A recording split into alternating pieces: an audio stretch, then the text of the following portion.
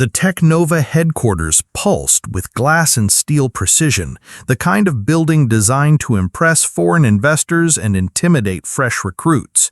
But that morning, there was no polished confidence humming through its corridors, only dread.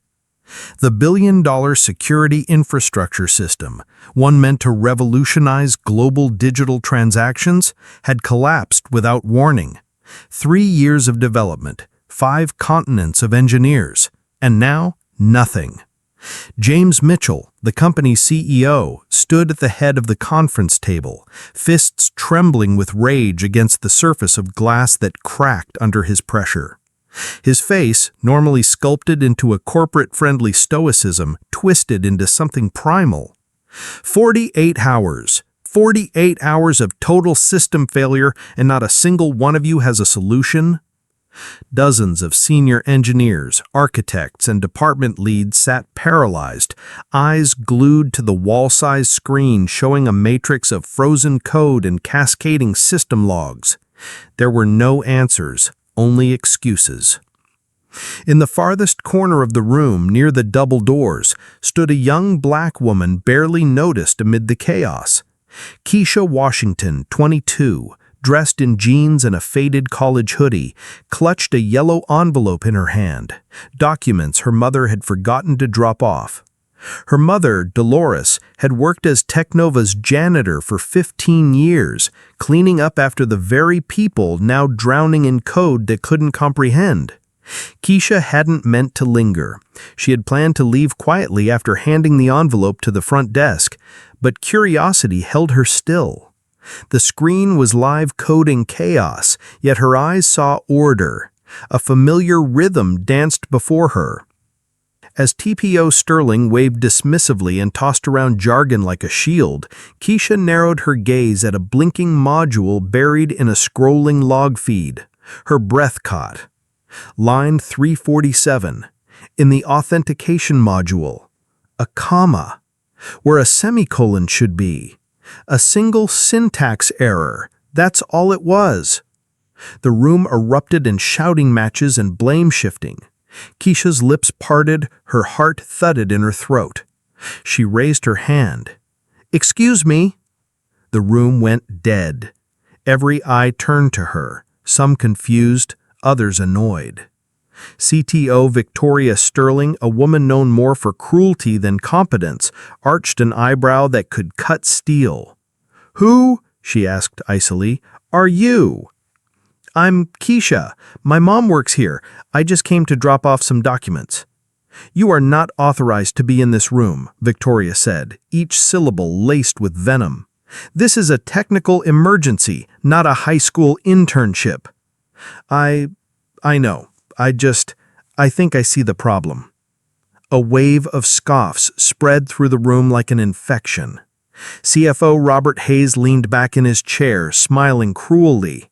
"This system costs more than the GDP of small nations. I doubt it needs help from the cleaning lady's daughter." A lesser person would have shrunk under that spotlight of ridicule. Keisha didn't. She said, "There's a comma in line 347. It should be a semicolon." The silence was nuclear. Victoria laughed, an insult disguised as amusement. "You're suggesting that our entire system has been paralyzed by a misplaced punctuation mark?"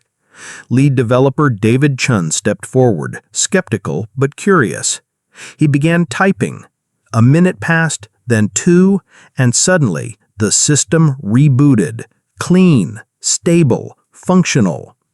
Every head in the room turned toward Keisha, some in disbelief, some in awe, others in panic. David blinked at the screen. "She's right. She's absolutely right." Mitchell stared at the girl like he was seeing a ghost. No one spoke, no one moved. Keisha shifted her weight, uneasy. And then she smiled. Just a little. A smile that said, "You have no idea who I am, but you will." After the miracle fix, the room remained unnaturally quiet.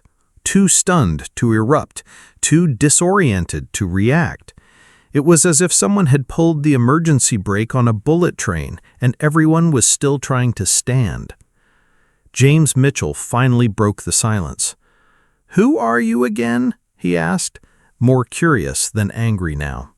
Keisha swallowed. "Keisha Washington. My mother. She's part of your janitorial staff?" Victoria snorted. "So what are you, a hobbyist? A coding YouTuber?" "No," Keisha replied calmly. "Just someone who pays attention." Victoria was already recovering her posture, preparing to reclaim the narrative. "Let's not overstate what happened. A lucky guess, nothing more. Anyone could have spotted it given enough time." "No one else did," David Chun said quietly, "and she did it in seconds."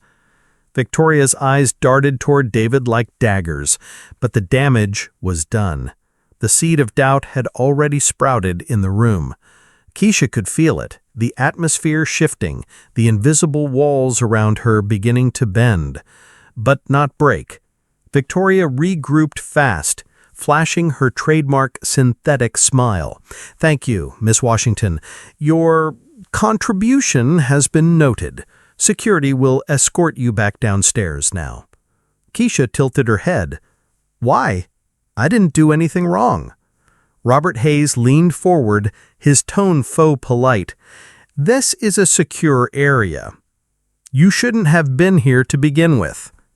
Mitchell raised a hand to stop them. His expression was unreadable. "Let her be." Victoria's nostrils flared. Mitchell turned to Keisha. "Where did you learn to read code like that?" Keisha hesitated. "Here and there. Online, mostly." "Any formal training?" "No," she said. "I was accepted to MIT when I was 16, full ride. But my mom got sick. I had to turn it down." That landed in the room like a thunderclap. Victoria crossed her arms. "I see. So this is some redemption narrative. Poor genius girl rescues rich, clueless executives."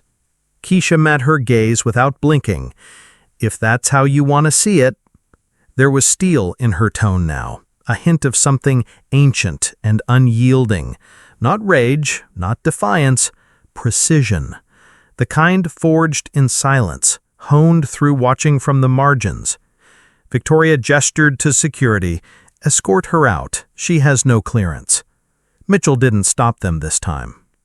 As the guards gently motioned her to exit, Keisha didn't fight it. She walked out slowly, head held high, but not before catching Victoria's eyes and saying, very softly, "I hope you double-check your slides for the next board meeting."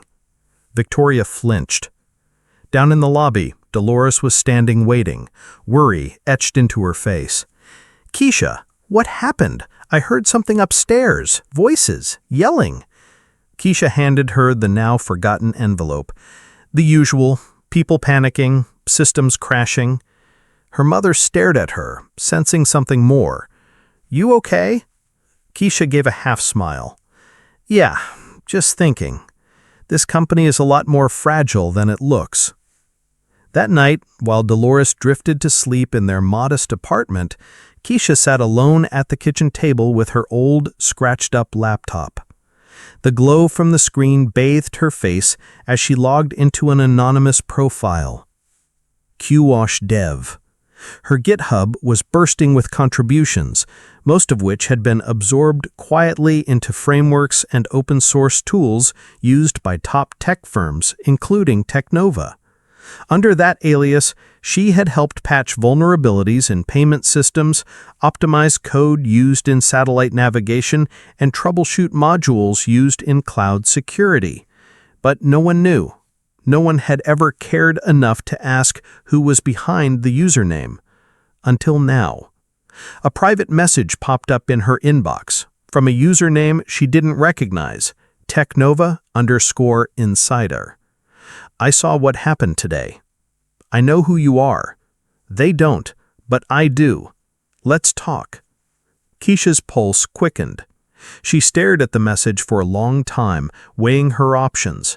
Was it a trap, a prank, or something else entirely?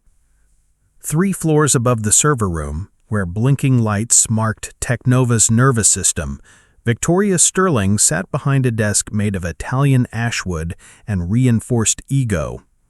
Her corner office offered a panoramic view of the city, skyscrapers glinting like a crown of glass.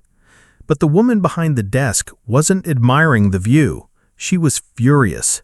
"She humiliated me," Victoria spat, pacing back and forth, heels striking the floor like hammer blows. "That girl, that nobody, in front of Mitchell, in front of the entire engineering team." Across the room, Robert Hayes sat with arms folded, leaning back with the relaxed posture of someone who believed himself untouchable. "Calm down," he said lazily. "She's just a kid. No degree, no job title, no access. She doesn't matter." "She does if James starts thinking otherwise," Victoria snapped. "He hesitated today. Do you know how dangerous that is for my promotion?" Robert rolled his eyes. "She got lucky. No one gets that lucky. Unless—" She paused. Robert raised an eyebrow. "Unless what?" "She's seen the code before," Victoria said. "She had help, probably through her mother. Dolores has full access after hours." Robert sat up straighter. "You think they're, what, stealing internal documentation?" "I think," Victoria said, her voice low and sharp, "that girl isn't just smart. She's been watching us, learning, possibly for years. And I want her monitored, closely, no more surprises." Robert hesitated. "What if she talks?" "She won't," Victoria said, sitting down again and steepling her fingers. "She knows her place, and if she doesn't, we'll remind her." But Keisha Washington didn't need reminding. She already knew exactly how the game worked, and she was done playing by their rules. By day, she kept up appearances, quiet, respectful, invisible. She still brought her mother's lunch, still nodded politely in hallways, still accepted, "Thank you for your help the other day," with a practiced smile. By night, she mapped every lie they told. Thanks to her anonymous GitHub fame, she had connections, coders, researchers, engineers, people who respected her mind, not her resume. And one of them was Alex Chun. A message blinked in her encrypted chat. "You ready to pull the thread?" Alex, a senior developer at Technova's Portland office, had watched from a distance as his father, David Chun, the lead engineer, praised the mysterious girl who'd fixed the system. He'd also seen the internal emails where Victoria claimed she had found the bug. "They wrote you out," he typed. "Victoria's presenting your solution to the global VPs next month. She's calling it strategic leadership. She's even using your GitHub code. Wants to be promoted to global VP of technology." Kesha didn't answer right away. The rage was there, simmering beneath her ribs, but she kept it leashed. "What else do you have?" she finally typed. "Plenty, but there's more. She's manipulating the performance evaluation system. I've got logs suggesting certain employees, mostly Black and Latino, are being flagged as low value by modified metrics. Meanwhile, her own protégés get perfect scores." Kesha exhaled sharply. Racism disguised as AI. Classic. "And Robert Hayes is in on it too. He's been approving bonus structures based on her innovations, which are stolen." Kesha stood from her chair, heart pounding. This wasn't just personal now. This was systemic. She typed, "I need access to the performance review system, and someone who can verify audit logs, quietly." Alex replied instantly, "I know someone. Priya, forensic data expert, contracted remotely, discreet, smart. You'll like her." That night, Kesha met Dr. Priya Nareen via a secure video link. A bespectacled woman with a calm voice and a folder full of secrets. Priya didn't need convincing. "You mean they stole your work and used it to push minority staff out of the company? That's not just unethical, it's illegal." "I know, but I don't want revenge." Priya blinked, Then what do you want? The countdown had begun. Technova's Global Executive Summit, the most watched internal event of the year, was now only 12 days away. Every regional VP, board member, and department head would be in attendance. Over 2,000 employees would be tuning in live. The keynote? Victoria Sterling. She was slated to present a case study titled Strategic Leadership in Crisis: How I Led Technova Out of a Billion-Dollar Meltdown. What she didn't know was that Keisha Washington had already rewritten the ending. The preparation. In a quiet apartment across town, Keisha sat beside her mother, helping Dolores through another round of physical therapy. Dolores winced slightly with each stretch, but her eyes never left her daughter. "You've been quieter than usual. That means something big is brewing." Keisha chuckled. "You always know." Dolores gently touched her daughter's cheek. "Whatever it is, just remember, the higher they climb, the harder they fall. But you don't need to push them, you just need to let gravity do its job." Keisha nodded. "I'm just making sure everyone sees the landing." With Alex and Priya by her side, the evidence folder now looked like a warhead, ready to detonate. Inside it were time-stamped screenshots proving Keisha's GitHub commits aligned with the exact moment Technova's system was fixed. Code comparison tools showing Victoria's slide deck was lifted line for line from Keisha's open-source repositories. Forensic audits proving systematic manipulation of evaluation algorithms to lower the scores of Black and Latino employees. Wire transfer records of Robert Hayes' payouts from Hartwell & Associates signed off after each departmental downsizing. And most damning of all, an audio recording of Victoria Sterling saying the words that would come to haunt her. "We can't just fire minorities outright, but if the algorithm flags them, no one questions it." Alex stared at the evidence in disbelief. "This," he said, "this is Watergate with JavaScript." Priya nodded. "This is what a digital guillotine looks like." Keisha sat silently, her fingers resting on the edge of her laptop. The decision wasn't easy, but it was necessary. The plan. Keisha didn't want a lawsuit. She didn't want headlines. She wanted undeniable, irreversible truth broadcast in real time, witnessed by every eye in the company. So she and Alex hacked the agenda. Through his access credentials, Alex inserted Keisha's machine into the system under an admin account that wouldn't be flagged until the moment she wanted to be seen. They scheduled the reveal to interrupt Victoria's presentation exactly 7 minutes in, just after the part where she claimed, on record, that her expertise had saved the company. Keisha didn't tell anyone at Technova. She didn't warn Mitchell. She didn't ask for permission. She was done asking. The day arrives.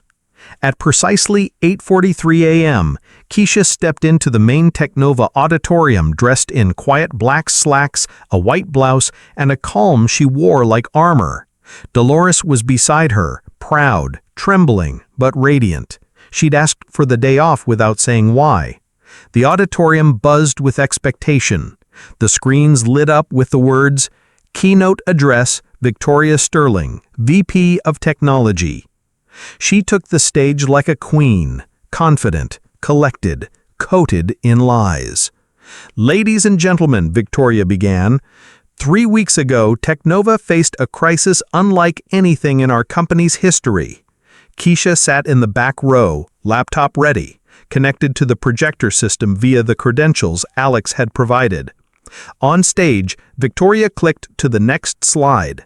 "Our billion-dollar authentication system had been brought to a standstill, but through decisive leadership and deep technical insight, I was able to guide our team to the solution." James Mitchell nodded in the front row.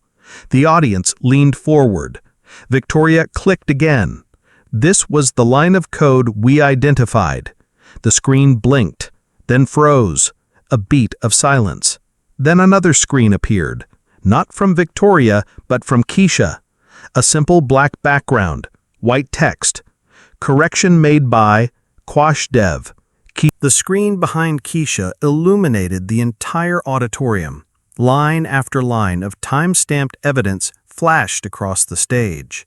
Her voice, calm, clear, controlled, sliced through the dense fog of silence.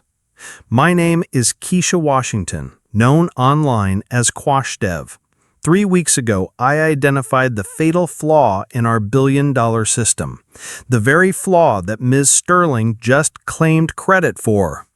Murmurs erupted. Some gasps, some laughter, bitter, disbelieving. Keisha clicked to the next slide. On it, a side-by-side comparison of Victoria's slide deck and her own GitHub commit history.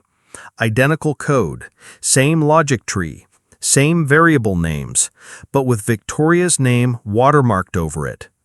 I wrote every single one of these functions. They're still live in the repository under my handle. You're welcome to verify.